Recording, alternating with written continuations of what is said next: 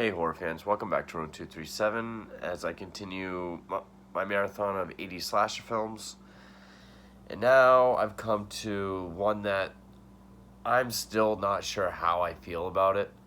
I watched it, did some stuff around the house, came back to it, still not sure how I feel.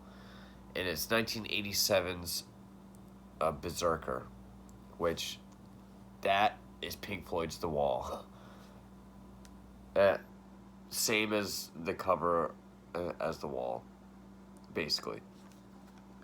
And every time I hear the name Berserker, I just think of that song from Clerks, like, would you like some making fuck Berserker? Fucking love Clerks. But this, I believe it was a direct-to-video slash film, also known as Berserker: The Nordic Curse. Directed by Jefferson Richard. I think this was his only film. Or he did one other film before about three kids being friends with a bear. Produced by Jules Rivera. Written by Joseph Kaufman and Joseph Richard. It stars Greg Dawson, Joseph Allen Johnson, Valerie Sheldon, Beth Toussaint, and George Buck Flower. Which Buck Flower, he's been in a lot of stuff. He was in one that I reviewed recently. He's worked with Carpenter a lot.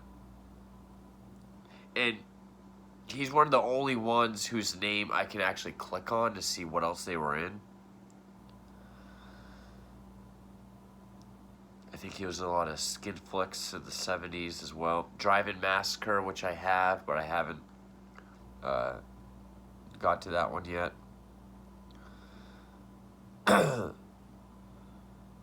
There's The Fog, Escape from New York.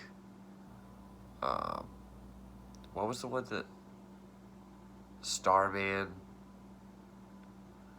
Berserker,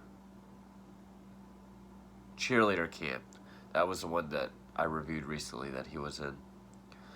Sorority Babes and the Slime Ball Bolorama, he was in that. Maniac Cop, They Live, he was in Mac and Me.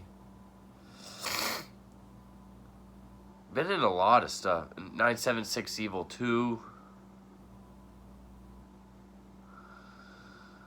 Wow. Wishmaster, which I never thought I'd say Wishmaster was overrated, but I know a lot of people like it.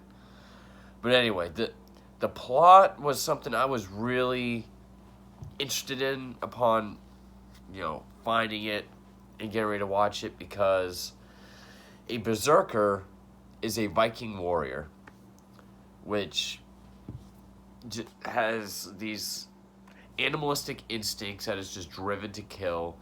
It wears the fur and the snout of a bear. And we find out during, like a little campfire history story lesson. During raids, they were kept down in the bottom of the ship.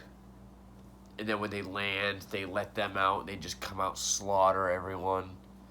Sometimes practice cannibalism. They're basically bears. And it's about this group of teenagers who go out camping, go figure, and they come across a berserker. Yeah, I was really into that because, one, it sounded different. It was like, okay, because it didn't say someone dressed like a Viking or someone dressed like a berserker. It actually referred to them as a berserker. So I was like, okay, maybe there's going to be a lot of Norse, a lot of Norse mythology in it, or talking about it. I'm a big fan of the show Vikings. I haven't finished it yet. I've seen I think I've seen both parts of season 5. I can't remember, but I love Vikings. It's interesting to read about that time period because we don't have a whole lot of documents. No one really knows what it was like back then, or for them specifically. But it opens up with 10th century, and we get this. This must have a Blu-ray because The video I watched was uploaded in 2020, and it had like crystal clear quality, even for watching it through my PlayStation. So there's probably a Blu-ray of it, or an Arrow. Probably is. You don't have to tell me. But so we see this Viking ship. We get a look at what a berserker is, sort of how crazy they are. And then we jump to present day. And I mean, the pacing's pretty slow. I mean, you really don't have to go into the first half hour, 45 minutes, because it really is just these 5 or 6 kids. I think it's 5. They're getting together to go camping. The lead of which, Josh, who is played by Greg Dawson.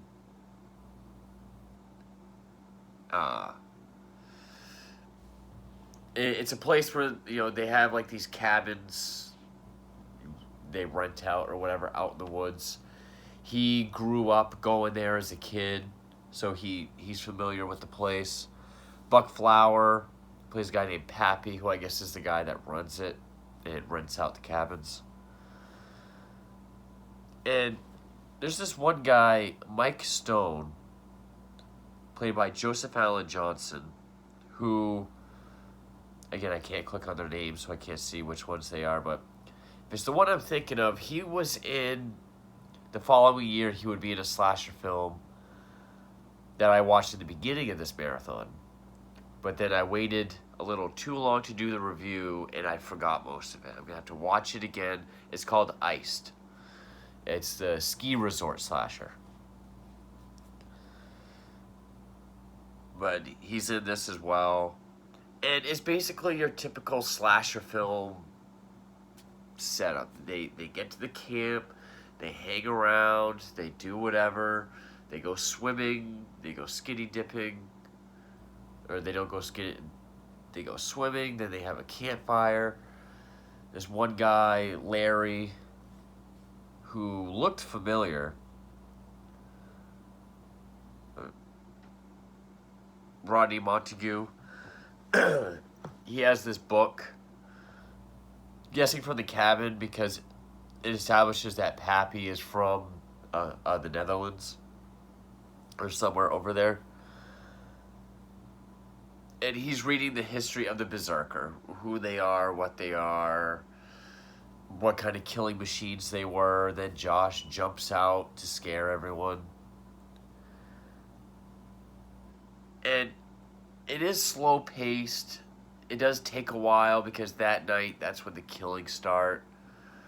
Because you have Mike and his girlfriend decide to go out in the woods to have sex because Josh is in their room with him and he keeps cranking the radio up. So they go out, and then one of the other girls is walking through the woods. She gets attacked. And it's kind of weird because for a while it shows a bear, like a real bear, sort of walking around, roaring, doing its thing. And even when people get attacked, you'll hear like the bear growl. But then you'll catch glimpses that it's a person, that it's the Berserker. So I don't know if it's trying to say like, you know, it's actually a bear, but these kids are seeing them as the Berserker because it's in their heads. Or because this guy thinks he's a bear. That's a little more likely because this guy actually thinks he's a bear, so it's going to show him as one. And he's a killing machine like a bear. But towards the end of the movie, that's taken care of. But so the friend walking around, she gets killed, and you would think a movie with a Viking who's like the killing spirit of a bear going after these teens in the woods, you would think it would have some good effects. When in reality, the best you get is you get like this obviously prop bear paw kind of going like this. You get some, obviously not deep scratch marks. Just looks like, you know, fake blood in 4 strips down someone's face. I mean, I know it's direct to video, so the budget was probably ultra super low. They didn't want to put much into it, but I don't say it had to be done by Tom Savini, but like, look at Creepshow. Look at how the crate monster Cuddles, I think that's his name, Cuddles. When he grabs that one kid, Charlie, and he like just bites his fucking throat out, and then he like scratches him. He could have had effects like that, but it doesn't. And then the couple having sex, the girl hears something, runs off, finds the friend dead. Berserker comes back, kills the 2 of them, and it's mostly a lot of like quick cuts between like her screaming, sort of some action, like clawing on her skin, scratching sounds and growling. Not really any blood or anything. And so then it's basically Mike, Larry, Josh, and Larry's girlfriend. Some fog comes in. They got to find their way back to the cabin. Josh says he knows these woods like the back of his hand. They get lost. They start fighting. At one point, they split up. Mike even says, "Oh, this is where we had sex, so the cabin is like 2 minutes that way." And then they decide to split up again. So like Mike takes, because somehow Larry gets hurt. Mike takes Larry's girlfriend to the cabin. Then he goes to get help. Of course, the truck doesn't start because Josh left the radio playing. It's just Josh and Larry out in the woods. The Berserker comes, claws the fuck out of Josh, goes over towards Larry, and then he's like, oh my god. Then we see there's a bear standing there. And that's when the Berserker, he basically looks like a caveman. He looks more like a caveman than he does a Viking. Which I know Berserker is more like an animalistic Viking, but he like takes his bear fur off, and he's like a muscly, bear snout wearing, just howling guy. And it wants us to believe he's fighting this bear, but he's basically like play wrestling. Like, it looks like anybody you've seen on TV, a bear trainer or someone who has a bear when they're wrestling with it, playing around with it. Like, the bear gets him down on the ground. He's kind of going like this. It looks like they're playing. It doesn't look like... And it's a real bear. No CGI. Like, they got a real bear. They got a real guy to go in there and fuck with him. Or play with him.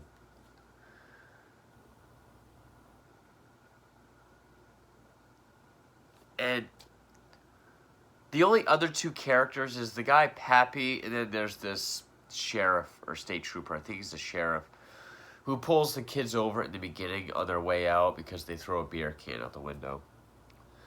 And it shows the sheriff and Pappy, they're kind of talking. At one point in the film, Pappy's drinking his beer. He's played by Buck Flower again. Doing a little bit of an accent. It's not too bad.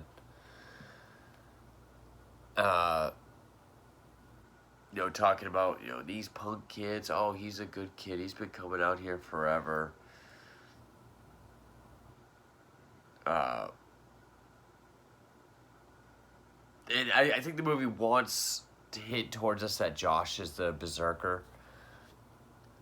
Because Pappy tells the sheriff the kid's name.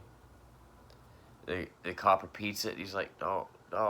But he repeats it like, if he had said like Josh Myers and it was a Halloween movie, he'd be like, Myers?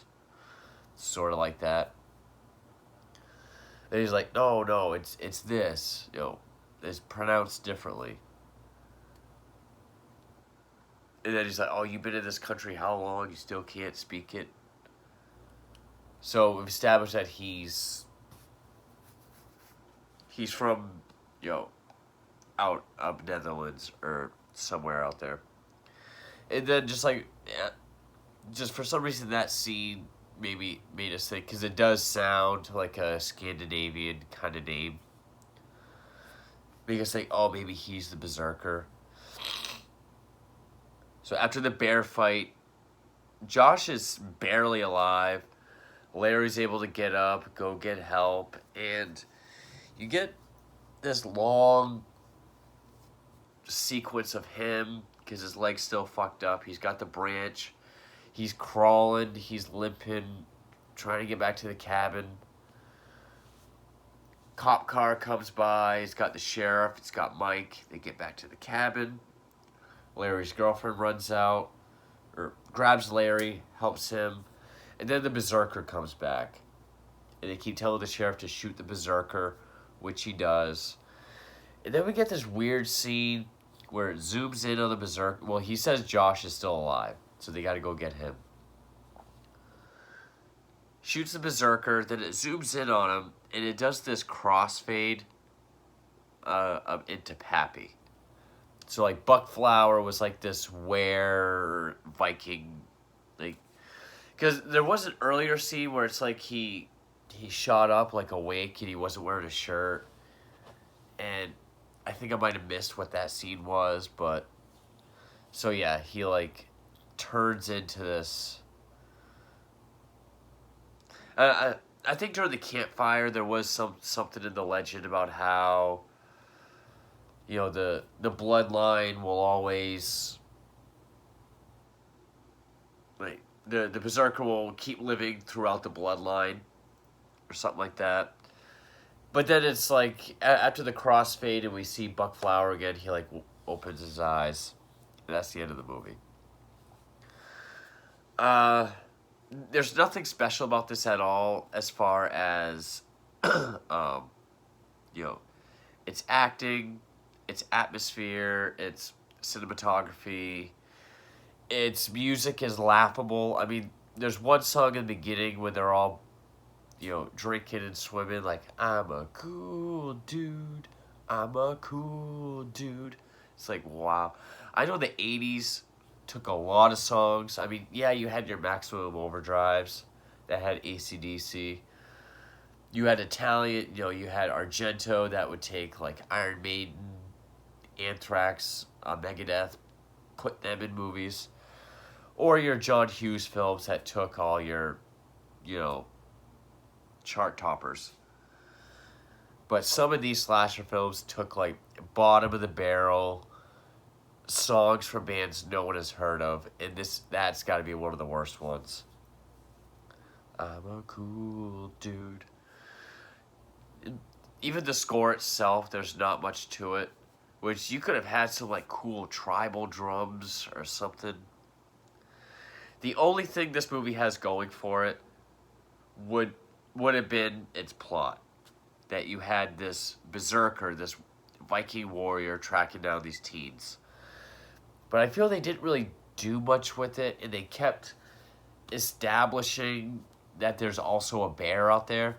They could have just said on the car ride up, like, hey, isn't this bear country? Yeah, there's bears out there. That's all you would have needed for foreshadowing. They didn't really do much with the whole Viking thing. I would have much rather just seen a regular Viking, like, with his axe. You know, not this animalistic, primal fucking killing machine. It's not that there's literally no effects. You get like a little blood, but that's about it. But the thing is, though, certainly didn't hate this movie. I didn't dislike it, but I also didn't love it or really, I mean, it was slow-paced. The only interest was, okay, it was starting to get slow. Then we get the history of the Berserker. Then it got a little slow, and I was like, okay, now we finally get to see the Berserker. It was just like, okay, what are they going to do with this plot? That intrigue was really all this had to keep me going through it. But based on some of the other slashers I've seen recently, it's not bad. I mean, I liked it better than the last one I did, Bloody New Year. But yeah, Berserker, it. I guess if I had to say anything, give it any sort of negative label, I could say it was disappointing. But it's nothing I completely disliked. And there's really not much to say other than that now that I'm 20 minutes in. But yeah, Berserker, 1987, pretty disappointing. Didn't really go all the way with its plot or its effects. Slow paced, but I did totally dislike it. So, thank you for watching.